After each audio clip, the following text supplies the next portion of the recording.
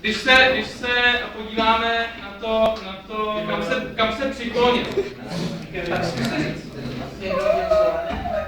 No tak Slovany sjednotila už ta velká mora, ale co udělal on zásadní, co se týče křesťanství, tam se připojil. No tam ne právě. Tak. Kluci. To udělal už zásadní, no. Tam se připojil. Viděli jsme, že Velká Morava, ta se směřovala na Byzanc, tak co mohl udělat ten Božiboj jako jiný následovník? Kam mohl dát směřovat? Tak byl ten Byzanc a pak my jsme to říkali na začátku dnes. To byl ten Řím, jo. Takže do Říma.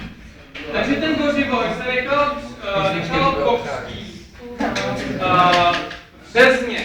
A to bylo v Německu, ve svatý říši římské, že pro něj je zásadní to, tak co je pro Božiboj zásadní?